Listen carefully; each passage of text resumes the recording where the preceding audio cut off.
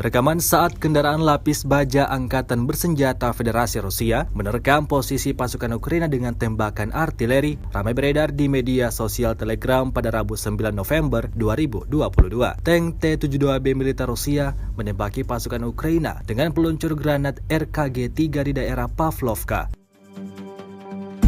RKG-3 adalah serangkaian granat tangan anti-tank Soviet. Akibat dari serangan tersebut, ledakan dahsyat menghantam parit militer Ukraina. Tidak diketahui pasti ada berapa jumlah korban jiwa dalam peristiwa ini. Namun dapat dipastikan pasukan Ukraina alami kerugian akibat kekurangan amunisi dan prajurit.